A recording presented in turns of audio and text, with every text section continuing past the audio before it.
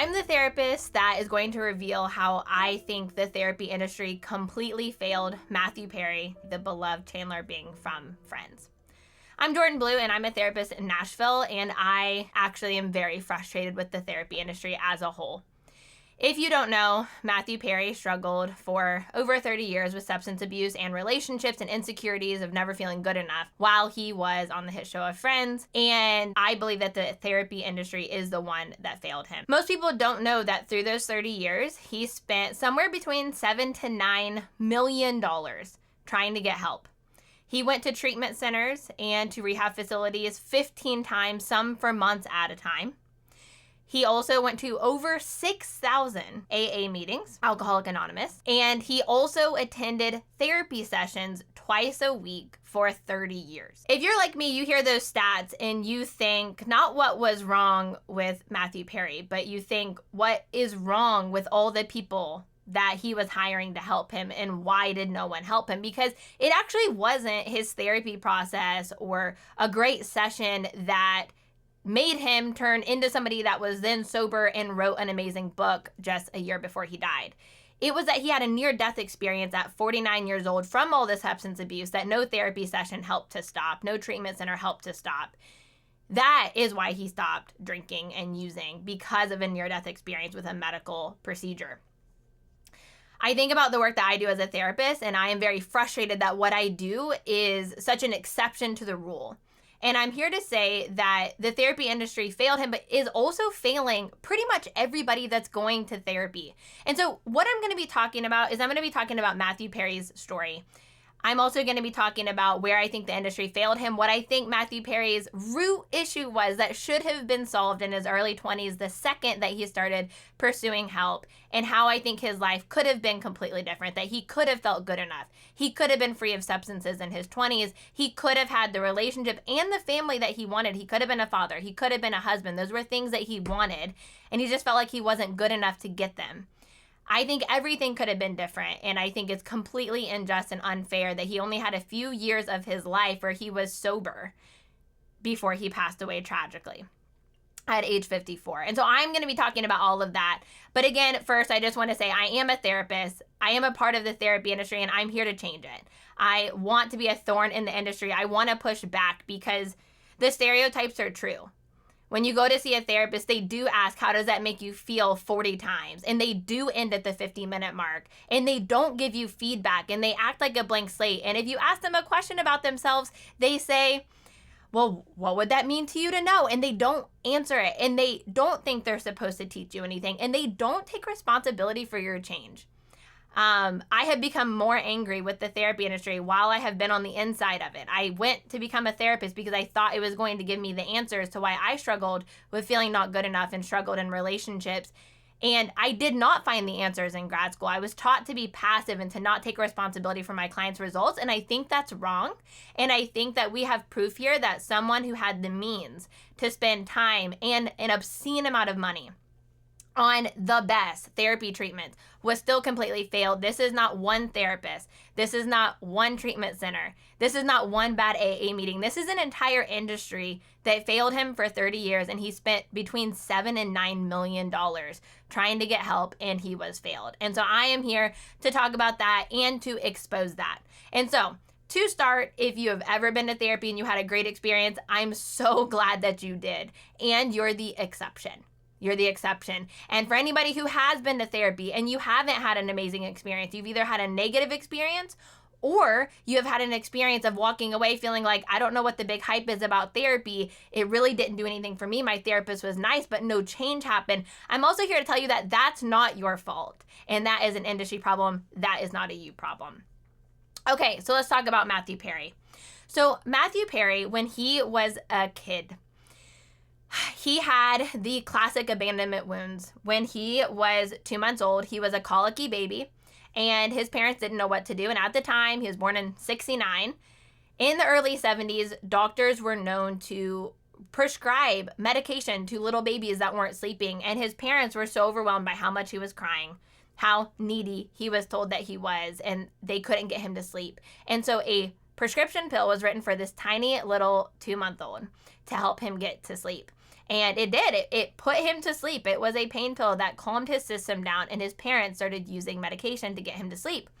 This leads to Matthew Perry never in his entire lifetime sleeping longer than 4 hours at a time, minus the time he was in a 2-week coma. So this starts the theme of his needs being addressed with a substance. Fast forward to 9 months old, his dad drove him and his mom, he was 9 months old, to the border of Canada and the United States, dropped them off with the grandfather, the dad of his mom, and he did not see his dad again for multiple years. His dad went to LA to pursue his acting career. His dad was the Old Spice man, and he saw his dad in magazines and on TV more than he ever saw him in person. When Matthew Perry was growing up and he was just a toddler, he said at the age of 3, he realized that his role in the family was to be the man of the house and to take care of his mom. His needs were burdensome. He said that he knew his mom had a stressful job, and he learned that the only way to get his mom to tune into him when she got off work and to make dinner was for him to be able to make her laugh. And so he starts being the funny kid, the funny guy that has to be funny to get his needs met. So performing for love, performing for survival. Then he's in kindergarten and his finger gets smashed into a door and he gets raced to the hospital. The mom gets called. The mom races to the hospital. She's crying when she finds out that the tip of his middle finger has actually been smashed off. So she walks in the room, she's crying, and he says that he's standing on the bed. He has this huge bandage over his hand, and he says to his mom, "Don't cry, Mom, I didn't cry." And he said this was a moment where he knew he needed to take care of her, and that if he cried, that he associated crying with people giving him medication to make him go to sleep, and so he didn't want to cry. And he felt like it would be burdensome for him to put more on his mom. And so again, these beliefs start to transpire where he feels like he is a burden if he has needs, that his role is not to ask for things, but to provide things, to take care of other people. Then fast forward to the age of 5. He gets put on his very first flight all by himself, unaccompanied by any adult, from Canada to LA to see his dad. And he said he remembers being so scared that barely anybody checked on him. Every time the airplane hit a bump, he was so scared and there was nobody around. He had someone next to him ordering. He said like he lost count after 10 old fashions. The guy was drunk. Everybody was distracted and he was alone. And he said, I remembered feeling like I'm not good enough for my parents to like actually fly me back and forth.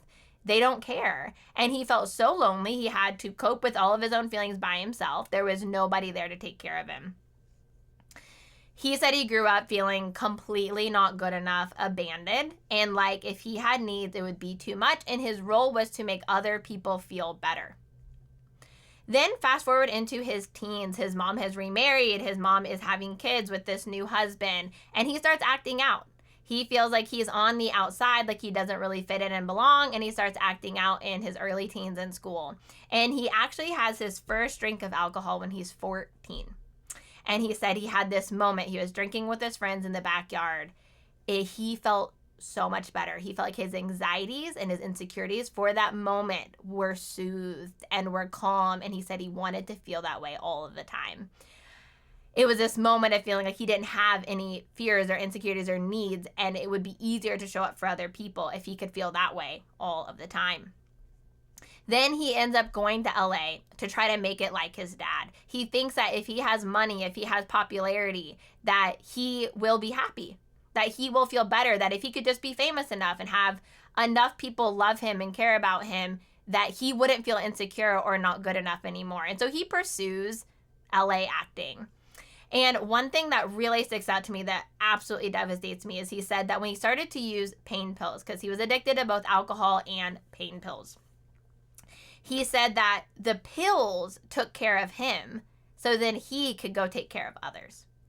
He was so afraid to ask other people to show up for him that he would take pills so that he was okay and then he could show up for other people. But he said when he wasn't taking the pills, he was overwhelmed with anxiety, he was overwhelmed with insecurity, and he felt like he would then be a burden on other people. And so where someone should have been, where he could have asked for help and connection, he put the pill so that he was not a burden and he instead could show up for other people because his nerves were calmed by the substance abuse.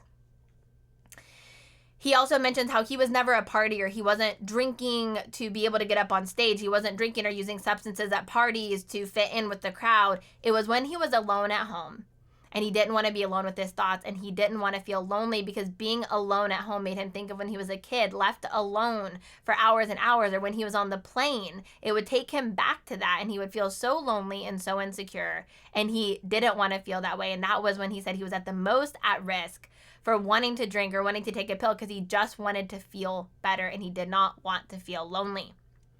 He talks about how while he was filming Friends, he actually barely remembers any of the filming between seasons 3 and 6 because he was so high and on so many substances.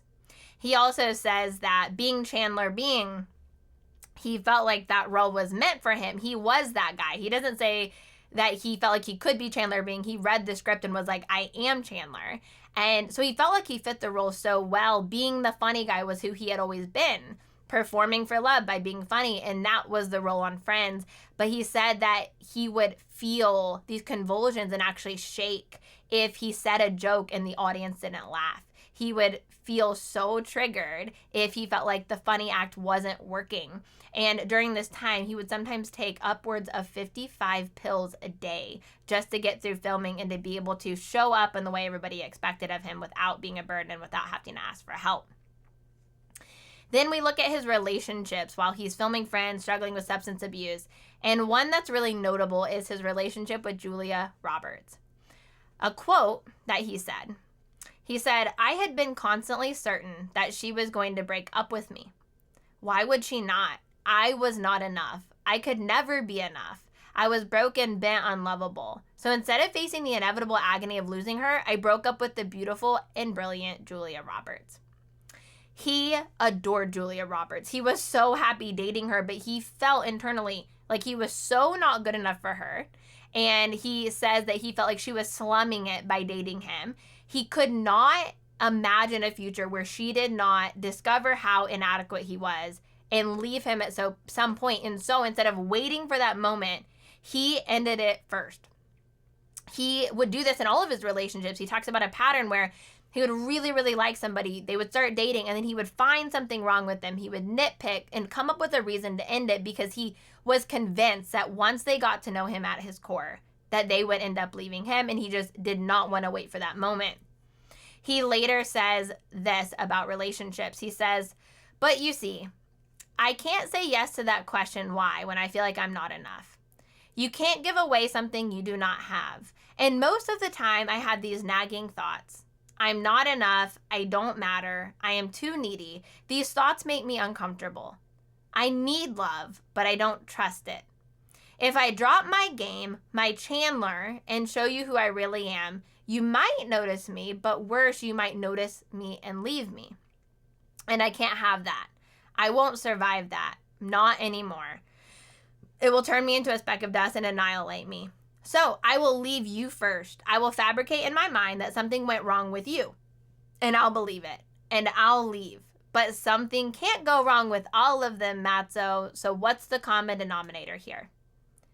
This is a line from his book, and so he's thinking I must be the problem. He also says, I've been able to get most people I've wanted, but this one hurts, and he's referring to a woman that didn't like him back. He said, this shows that the exception proves the rule. When I can get someone, I have to leave them before they leave me because I'm not enough and I'm about to be found out. But when someone I want doesn't choose me, that just proves I'm not enough and I've been found out. Heads they win, tails I lose. Either way, to this day, if someone mentions this woman's name, my stomach clenches. So we're going to pause here. What is the actual issue? Because during all of these relationship patterns of him avoiding relationships and ending it before someone else could abandon him, struggling with pills, struggling with alcohol, filming Friends, in and out of rehab centers, in and out of therapy, 2 sessions every single week, nothing was changing. So what was the actual problem? Before we talk about how the industry specifically failed him, what actually ended up changing for him, what's the issue? Matthew Perry had an avoidant attachment, and that affected absolutely everything in his life. Everything. And that was the root issue that the entire industry missed. If you don't know what attachment is, let me explain. Attachment is how safe or unsafe we feel in our closest relationships. And these are not just friendships.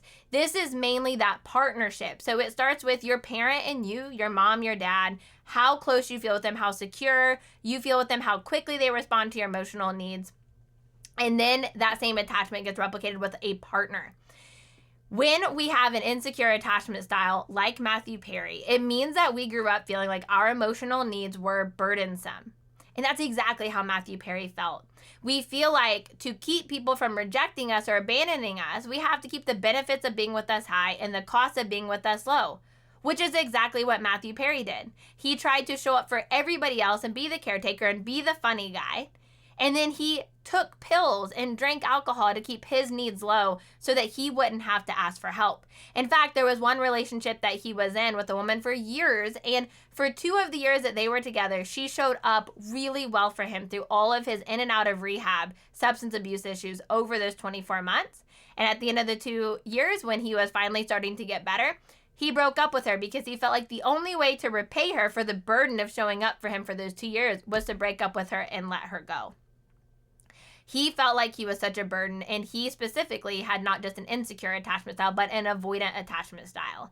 And someone with an avoidant attachment style is so afraid that if someone gets to know the real them, the one that's not performing, the one that doesn't have all their best cards forward, that they will be rejected. And even if somebody were to love them at their core, they think it would be selfish of me to let this person choose me because I'm not good enough for them. And so they push people away, they keep people at arm's length, and they keep a performance up. For Matthew Perry, it was Chandler. Chandler was his performance, and he thought people loved Chandler because he's on and he's funny and he's easy, and Chandler isn't the one that struggles with substance abuse. He also felt like he wasn't good enough, which is a really common story that avoidants tell themselves, that people with insecure attachment styles tell themselves. Whether you're anxiously attached or avoidantly attached, we think I'm not good enough, I'm a failure, I'm not lovable, and I'm going to be a burden in the relationship if I have too many needs. And while Matthew Perry used substances to cope with not feeling good enough and to try to keep his needs low, we all use other things too. We work too much. We focus on the kids too much. We play video games. We go out with friends. We do all kinds of things to distract ourselves from feeling lonely in relationships and outside of relationships, and feeling like the second we start to get attached to somebody, that we start to feel very anxious, and we either get very, very hypervigilant and we're nitpicking and we feel ourselves going into chaos, or we get very, very avoidant.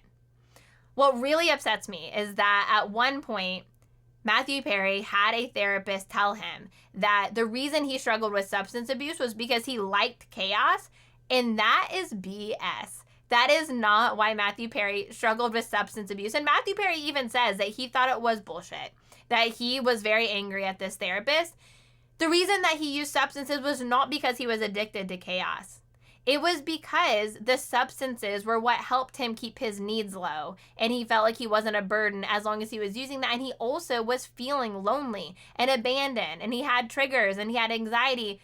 But at a very early age, he found out that it was burdensome to bring that up. And so instead, he used pills, he used alcohol to keep the chaos down.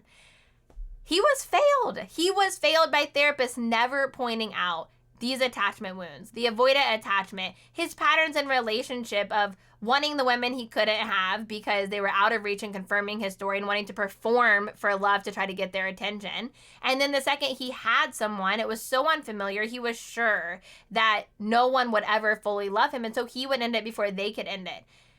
That is avoidant attachment, and he was never, ever told about that. In fact, another thing that really upsets me is he was diagnosed with something called anhedonia, which means a lack to feel pleasure, where you can't feel pleasure. Guys, this is a symptom of the problem. This is not the problem. This is like going to therapy for 30 years and being told you have depression. Depression is not the problem. Depression is the symptom, the thing that's coming out from the root issue, which is a trauma or a struggle or an insecurity in relationships. We are made and wired to be in relationships. And so when we are made to feel burdensome or insecure, or we find that relationships and love is associated with rejection and abandonment and betrayal and people changing on us, we have to guard ourselves by either becoming more avoidant or more anxious and hypervigilant in relationships. And that causes substance abuse issues. That causes anxiety. That causes depression. That causes a lack to feel pleasure because you don't think you deserve it, aka anhedonia, or years of substance abuse, and so you don't feel pleasure because you're numbing out to such a high extent. The treatment for this is breathing techniques. That's not gonna work. Medication, great, more meds, and also CBT, which if you've ever heard of CBT, it is literally just like a logical thought process of what's the thought, what's the feeling, what's the irrational belief. That is fine for a very high functioning client to use to just keep themselves in check. But the fact that CBT is used at these facilities that charge you 20, 40, 60 grand to be there for a week is actually insanity. You can spend $20 on a CBT workbook from Amazon and get the exact same thing. And that's what he was getting treated with. I also imagine that he was getting flooded with, you have to be happy on your own first. You have to be good by yourself before you can be in a relationship. You have to love yourself first, Matthew, which is also BS, because when our attachment wounds come from people, they have to be healed with people. You cannot heal attachment wounds in a cave. We are not meant to be on our own. We are meant to be in relationships. He was lonely and he was depressed and he was numbing out. And he felt like if anybody really knew him that they wouldn't love him, and he was so afraid to be a burden, and nobody was actually pointing this out. Through this time, like I said, he spent between $7 to $9 million on facilities, twice a week therapy. He went to AA meetings, which I also can't stand because you're identifying as an alcoholic as though that's not just a symptom of the problem, but again, it's who you are. He did it all. And it wasn't one therapist or one facility or one meeting that failed him. It was 30 years of the entire industry being passive, not taking responsibility for their clients, not actually using research-backed proven methods. And that is what failed him. So if we fast forward, we know that in the last couple of years, if you followed Matthew Perry's story, that he does get better, that he actually writes a book and he talks about his story and he gets sober. So what caused him to get sober? It was that he almost died. And what makes the story even worse is that when he started to have the stomach pain that led to his colon erupting and led to a surgery that he had a 2% chance of surviving and a coma for 2 weeks and a colonoscopy bag for a year. When he started to feel the pain that was going to start that domino of effects where he almost died, he was actually in a treatment facility, was agonizing in pain, and they tried to stop him from leaving, claiming that he was just trying to go out and get substances from the hospital. His assistant had to literally push past them, drive up on a curb because they tried to block them, and he went to the hospital and then started the sea of events and almost died. When he woke up, he had a therapist tell him that the therapist wanted him to associate the colonoscopy bag with alcohol so that he wouldn't want to do it again. And that worked. But here's the problem. Why did it take a near-death experience and the most pain he's ever been in his entire life, CPR for over 5 minutes, the breaking of all of his ribs while they did CPR, a 2-week coma, his colon literally bursting? Why did it take that at age 49 for him to stop doing substances? And it is because the industry did not get to the root of his attachment problem. They fed him probably lots of blanket validations, open-ended questions, did not actually tell him anything that was wrong. They told him the symptoms: you have depression, you can't feel pleasure, you have substance abuse issues. Of course, duh, he knows that part already. He paid for it all and he was completely failed. Now, with the attachment piece, one thing I want to point out that is also something that greatly helped him. I say that we have these wounds that come from insecure connection, and it has to be healed through secure connection. He got a version of that where his avoidance was not triggered, and that was a huge piece in his healing process in the last couple of years of his life. He ended up hiring an assistant that was a lesbian, so there was no piece of any romantic tension there, and he said this woman made him feel so safe. She was so warm. She understood him so well. And because there was no romantic tension, he felt like he could let his wall down, aka the avoidance wasn't triggered. She became his best friend. And she showed up for him consistently. And the reason he never felt like a burden was because he paid her to show up. And so the paying her to show up and not feeling like a burden because he was paying her, and her being this woman that provided the secure connection, but he didn't start to feel avoidant because there was no romantic piece there because she was a lesbian. This is what gave him enough connection and attachment to want to get better. She knew him and understood his substance abuse issue better than anybody. And even Matthew Perry says he came to understand his issues better than any doctor or counselor he would see at these facilities. And so it was the combination of almost dying at age 49 and having this companion that provided safe connection for him, that finally got him to give up substances, be someone that advocated for other people to get substance abuse help, and it also led to him writing his memoir. And here's the thing. He didn't get better until he was 49 years old, and he died at 54. That's 5 years. That just makes me emotional even just saying that. Like, that's 5 years that he got. But he was in therapy since he was in his 20s, and he was in treatment facilities, and he could afford the best. But he never got the relationship he wanted. He never got to be the husband he wanted to be. He never got to be the father he said he wanted to be, because he never felt good enough, and he never understood what the real issue was. He didn't understand why he pushed people away. He didn't understand the real reason he used substance abuse. He said that he knew it was bad. He knew that it was hurting his life, but he didn't really understand why he kept going back to it. And I don't think any therapist actually told him any real information that helped. I think that he was sitting in therapist offices year after year, decade after decade, being asked lots of open-ended questions, being passively validated. And I imagine that all the people that helped him feel like addiction's just rough and they don't take any responsibility for not saving Matthew Perry. And I think that that is completely wrong, and I think that has to change. I think that if Matthew Perry afforded millions of dollars worth of help over the course of 30 years and didn't get this answer, that it's an entire industry that has to shift. And I am here to say that I think that the industry is failing everybody. I think there is a very small percent of people that are going to therapy and getting real results and actually having permanent change rather than just feeling a little better because someone validated them for 50 minutes. I think 95% of therapists are not taking responsibility for their clients' results, are taking a passive approach, are not specialized, are not using any research-backed methods. To be honest, don't even know the impacts of attachment on adults. And they also have no concept of neuroplasticity and how things can permanently be rewired instead of just assigning breathing techniques.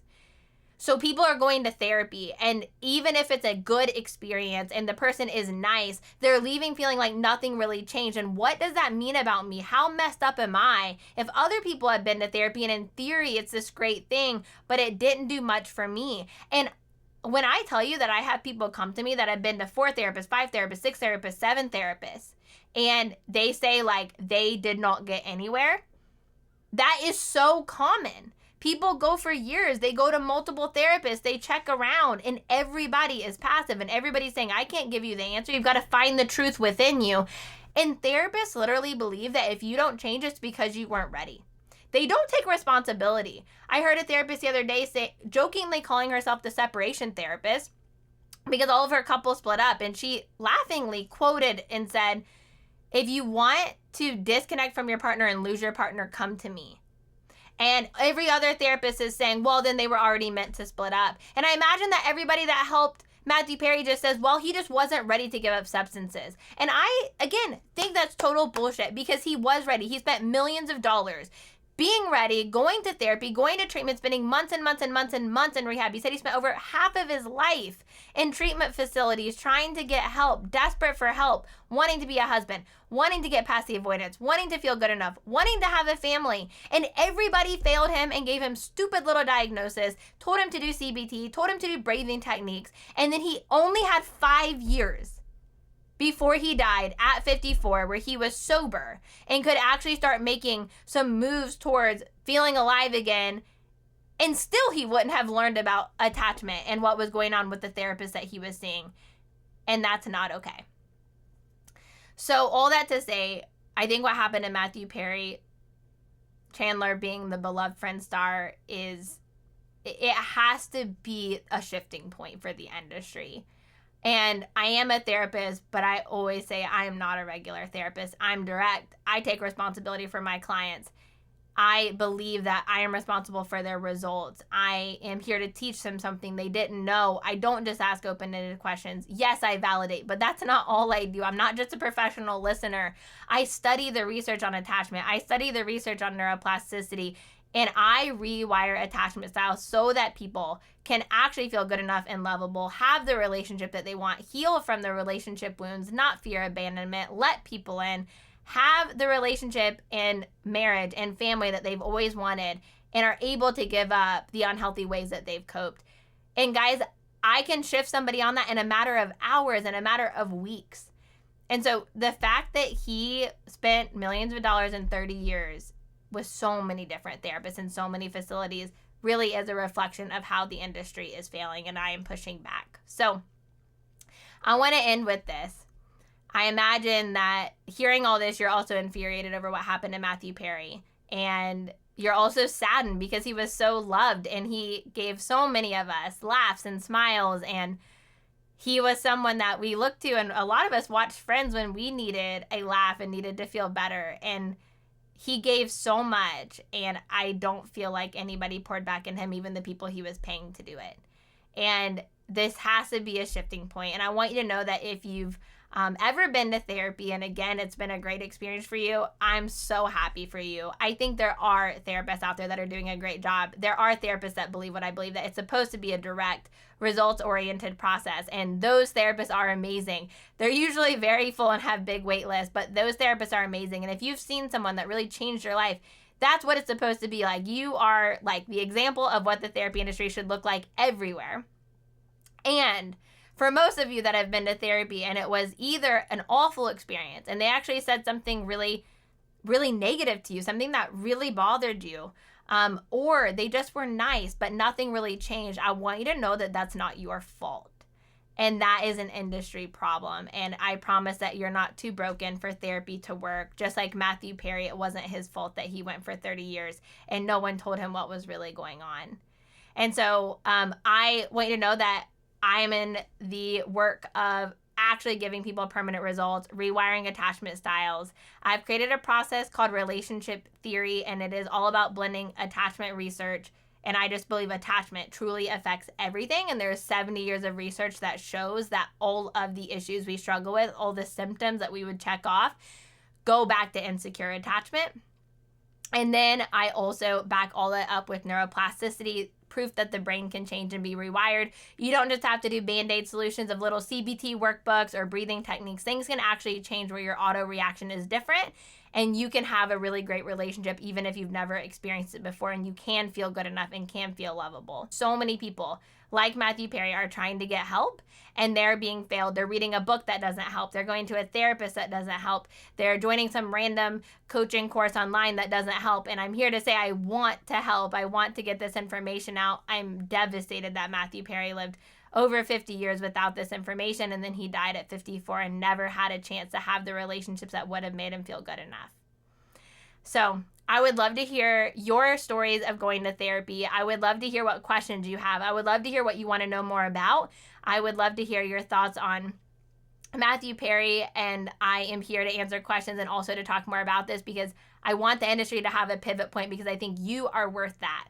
I think Matthew Perry is worth that, and I think the industry should be responsible for what happened to Matthew Perry and should also pivot and believe that their responsibility is to produce results and to take care of their clients and not to let clients walk away thinking that it was their fault that it didn't work, because it wasn't. It is ours, and I'm here to say that I want to take more responsibility for that, and I am doing that by being here and talking about this issue. Thank you guys so much for listening, and I can't wait to hear your feedback.